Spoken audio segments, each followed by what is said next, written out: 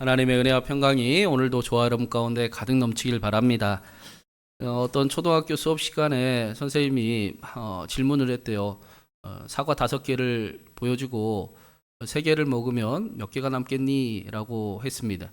모든 학생들이 2개를 남습니다. 라고 했는데 한 학생만 유독 3개요. 라고 대답을 하는 거예요.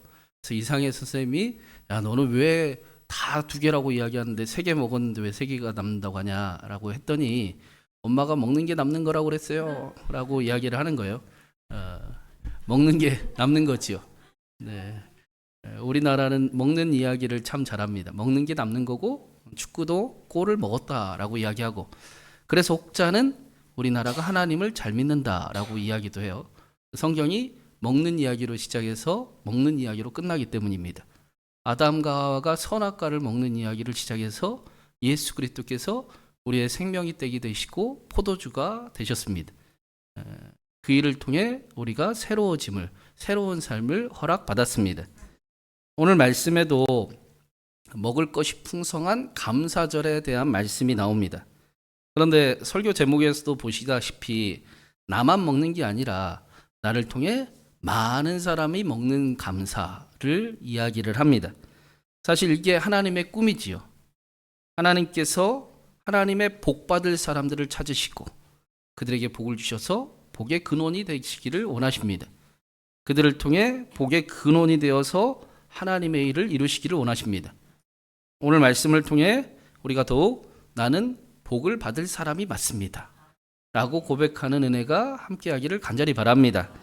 우리 16절과 17절부터 한번 읽어보겠습니다. 안식일 이튿날 곧 너희가 요제로 곡식단을 가져온 날부터 세워서 7 안식일의 수요를 채우고 7 안식일 이튿날까지 합하여 50일을 계수하여 새 소제를 여호와께 드리되. 오늘 말씀은 오순절에 대한 말씀입니다. 7 안식일을 채우고 이튿날까지 합하여 50일에 드리는 제사, 감사절을 이야기합니다. 그래서 50일 오순절이라고도 부르고 77에 49 하나 더해서 77절이라고도 부릅니다. 그리고 이때가 이 오순절이 팔레스타인 우기입니다. 그래서 보리를 처음 추수할 때예요. 그래서 또 맥추절이라고도 부릅니다. 오순절은 추수의 절기입니다. 농부가 곡식을 풍성히 거둘 것을 믿고 약속을 믿고 수고를 하다가 드디어 첫 열매를 눈으로 본 때가 오순절입니다. 그래서 신약 성경의 사도행전에서는 오순절에 하나님의 약속이 눈으로 나타나는 일을 사람들이 보았습니다. 우리가 지키는 맥추절도 이런 고백으로 맥추절을 지키는 겁니다. 하나님이 하실 일을 내가 믿고 갑니다. 하나님의 약속을 내가 믿습니다. 하나님이 내 안에 말씀하신 대로 예수님 안에 내가 거할 때 풍성한 열매를 거둘 줄로 믿습니다 하고 그 믿음을 드리는 날이 바로 맥추절인 것입니다. 나는 복 받을 사람이 확실합니다 라는 고백이 바로 맥추절에 하는 고백입니다. 이 오순절이 성경에서 굉장히 중요합니다. 이스라엘이 출애굽한 날을 6월절 첫날이었잖아요. 그게 1일이잖아요. 그리고 50일째 되는 날 이스라엘이 시내산에 도착을 합니다.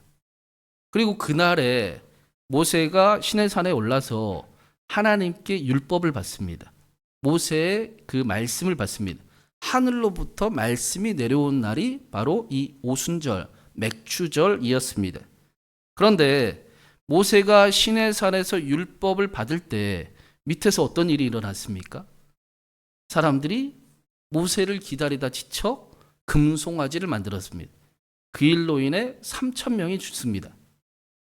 반대로 사도행전에 보면 오순절에 제자들에게 성령이 임하셨습니다.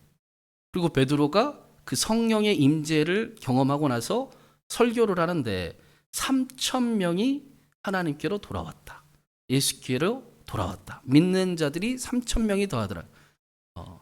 구약에서 율법을 받을 때는 3,000명이 죽었는데 신약에서 성령이 임하시고 3,000명이 예수께로 돌아오는 일이 나타났습니다. 3,000명이 산 자들이 되었습니다.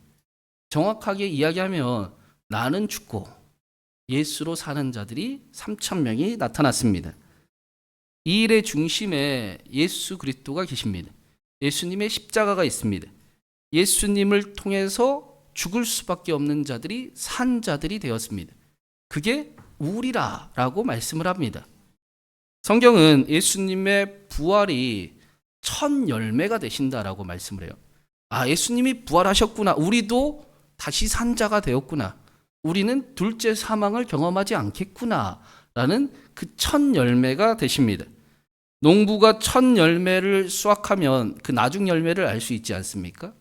마찬가지로 예수님의 부활을 보면 우리도 산자로 살아갈 것을 믿을 수 있습니다. 우리가 산자가 되었습니다. 여러분 좋아요. 여러분이 산자입니다. 하나님과 함께 산자들이 되었습니다.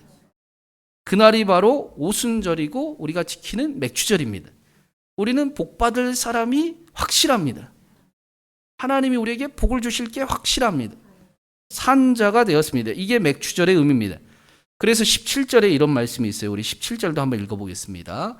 너희의 처소에서 10분의 2 에바로 만든 떡 2개를 가져다가 흔들지니 이는 고운 가루에 누룩을 넣어서 구운 것이요 이는 첫 여제로 여호와께 드리는 것이며. 하나님께서 오순절에 하나님께 제사를 드릴 때 처음 것을 드리라고 말씀을 합니다. 두 번째 것이나 세 번째 것 있는 것 중에 아무거나 드리면 안 됩니다. 하나님이 안 받으십니다. 처음 것만 하나님이 받으십니다. 처음 것을 드린다라는 것은 하나님이 1번이라는 얘기잖아요. 내가 가진 것이 하나님의 것이 하나님이 주신 것이 맞습니다. 그 고백을 하나님 앞에 드리는 게 처음 것을 드리는 겁니다. 가인과 아벨의 제사에서 가인의 제사는 받지 않고 아벨의 제사를 받으신 이유도 이와 똑같았습니다. 아벨은 첫 새끼를 하나님 앞에 드렸는데 가인은 있는 것 중에 하나를 하나님께 드렸습니다. 가인의 뜻이 소유하다, 얻다 그런 뜻이에요. 가인은 자신이 무언가를 가진 자라고 생각을 했습니다. 하나님이 계시지 않아도 하나님이 있는 건 좋지만 그런데 내 삶의 주도권은 나에게 있다라고 생각하는 사람이 가인이었습니다. 하나님을 안 믿은 것은 아닙니다. 그런데 자신의 주인, 주도권은 여전히 자신에게 있었습니다. 그래서 하나님께 예배는 드렸습니다. 아벨처럼 똑같이. 그러나 자신이 주인입니다. 그래서 하나님께 이거 받아가십시오 하는 예배를 드렸었다라는 것입니다. 신앙과 삶의 문제는 대부분 여기에서 시작이 됩니다. 하나님이 주인이 아니고 중심이 아니면 우리는 비교하고 실망하고 질투하고 불평을 하는 일들을 경험을 하게 됩니다. 선악과를 처음 먹고 한 일이 아담과 하와가 남 탓을 하는 거였잖아요. 너 때문에 내가 선악과를 먹은 거야 라고 이야기를 했습니다. 가인의 문제도 제사를 잘못 드린 게 아니라 비교해서 그 일이 나타난 겁니다. 비교가 사람을 무너뜨렸습니다. 하나님 앞에 그 중심이 안 되니 예배가 은혜가 아니라 경쟁이 되었습니다. 그래서 아벨의 제사는 왜 받으시고 내 제사는 받지 않으십니까? 하고 아벨을 죽였습니다. 그리고 하나님께는 뭐라고 했습니까? 내가 어떻게 합니까? 하고 하나님께 소리를 치며 몹시 화를 냅니다. 하나님도 자신의 결정에 따라와야 한다라고 여겼던 겁니다. 이걸 성경은 악하다라고 말씀합니다. 그런데 반대로 아벨은 하나님께 첫 새끼를 드렸습니다. 자신이 가진 것이 하나님의 것이라고 믿었다라는 겁니다. 하나님이 주신 것이니 가장 소중한 것, 처음 것을 하나님 앞에 내가 드리겠습니다 라고 여겼다라는 것입니다. 아벨은 자신의 것이 하나님이 주신 것임을 알았습니다. 오늘 새벽에 날마다 아멘을 보니까 아브라함은 그 일을 하나님 내가 복받을 사람이 맞습니다 라고 고백을 했어요. 그렇죠? 하나님이 약속을 주셨는데 진짜 하나님이 주셨네요? 진짜 나에게 축복을 주셨네요? 내가 가진 게 하나님이 주신 게 맞네요? 하면서 자신의 10분의 1을 하나님께 드렸습니다. 하나님이 주신 것, 모든 것이 하나님이 주신 것이다 라는 고백은 반대로 이야기하면 내가 하나님의 복받을 사람이 맞습니다. 이게 은혜가 안 되나 본데 이해가 안 돼요? 보세요. 내가 가진 게 하나님이 다 주신 거예요. 내가 하나님의 복을 받을 사람이 맞습니다. 하나님이 나에게 약속을 하셨는데 진짜 주셨네요? 내게 다 하나님이 주신 거네요? 똑같은 고백이잖아요. 그러니까 내가 복 받을 사람이 맞습니다. 라는 고백과 내가 가진 게 하나님이 주신 게 다 맞습니다. 라는 고백이 같은 고백으로 나타나는 겁니다. 여러분, 우리가 복 받을 사람이 맞습니다. 하나님이 우리에게 그 약속을 이루어 가십니다. 요한계시록에서 예수님께서 에베소 교회에서도 똑같은 이야기를 하셨습니다. 처음 사랑을 회복하는 사람에게는 하나님의 낙원에 있는 생명나무 과실을 먹게 하리라. 너희의 그 사랑이 어디서 떨어졌는지를 확인하고 처음 사랑, 첫 번째 됨을 회복하라 라고 말씀하셨습니다. 그리고 그 일을 예수님이 이루셨습니다. 우리가 하나님을 사랑한 것이 아니요 하나님이 우리를 사랑하셨습니다. 우리에게 하나님의 사랑을 알게 하시고 우리가 하나님을 사랑하는 사람들이 되게 하십니다. 우리 안에 하나님의 사랑을 창조하시고 하나님을 사랑할 수 있게 하십니다. 하나님이 1번이 되게 하십니다. 오늘 말씀의 오순절에 하나님께 제사를 드릴 때 처음 것을 드리라 라는 말씀은 하나님을 사랑하는 마음으로 예배를 드리라 라는 말씀입니다. 과부의 2렙돈도 좋습니다. 많고 적음이 중요한 게 아닙니다.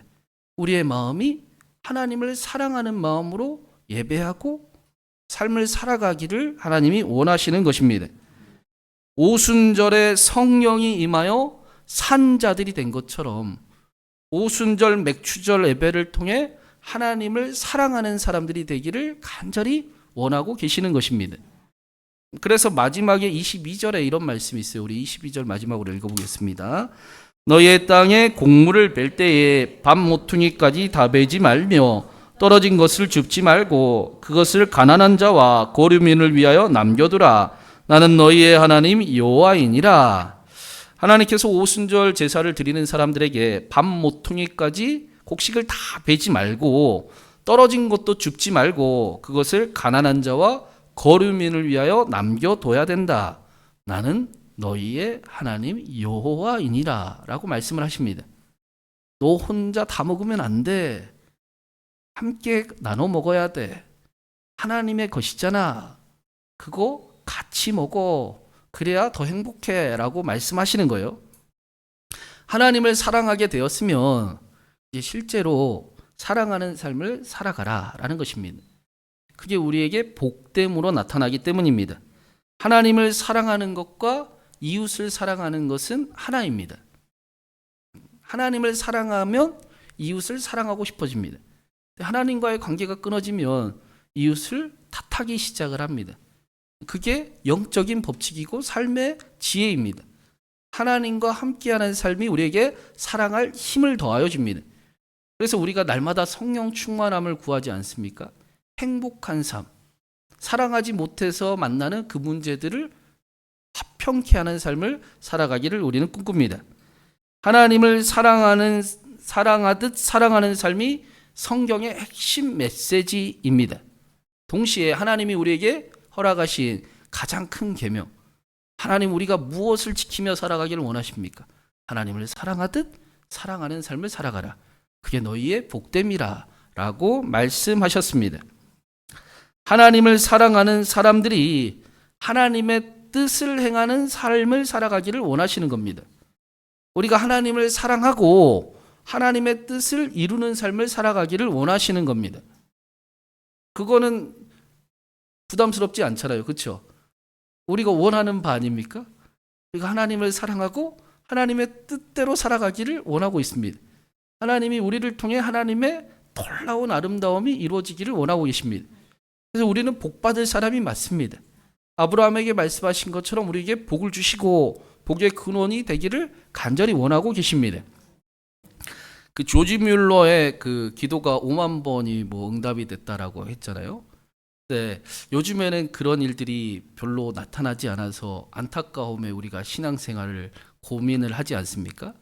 근데 저는 그 이야기를 한으로는 묵상을 하면서 조지 뮬러의 기도가 응답되지 않은 게 기도하는 사람들의 문제일까? 아니면 하나님이 마음을 주시는데 그 마음대로 행하지 않는 사람들이 없어서일까? 라는 생각을 해봤어요. 여전히 기도하는 사람들이 있고 하나님은 여전히 우리에게 하나님의 마음과 사랑을 알려주시지만 그러면 기도 응답이 조지 뮬러가 갑자기 막 먹을 게 오고 갑자기 돕는 사람들이 와서 됐단 말이에요. 근데 지금은 하나님의 뜻을 행하기를 원하는 그 마음을 아무리 주셔도 행하는 사람들이 적어져서 그 일이 나타나지 않는 것은 아닌가. 반대로 한번 생각을 해봤습니다. 여러분 생각은 어떠십니까? 사랑하는 여러분, 우리가 하나님의 뜻을 이루는 삶을 살아갈 수 있기를 바랍니다. 우리 주변에 기도 응답이 넘쳐나기를 바랍니다. 당신이 나의 기도 응답이었습니다. 하나님이 당신을 통해 나에게 응답하셨습니다. 라고 말하는 일들이 가득하기를 바랍니다. 그 일을 위해 하나님이 우리에게 하나님의 사랑을 알려주시고 우리가 복받을 자가 확실함을 믿어지게 하시고 하나님 우리에게 큰 복을 허락하셨습니다.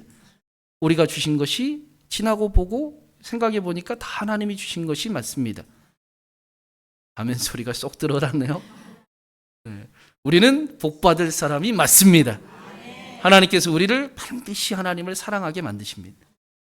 그 일을 끊이지 않고 오늘도 행하시고 우리가 하나님을 사랑하게 만드십니다. 그래서 하나님을 사랑하는 우리를 통해 하나님의 뜻을 이루어가기를 원하십니다. 저와 여러분 모두가 하나님의 기도의 응답이 되기, 또 하나님의 축복의 사람이 되기를, 그런 우리 신광교회가 되기를 주님의 이름으로 축원합니다.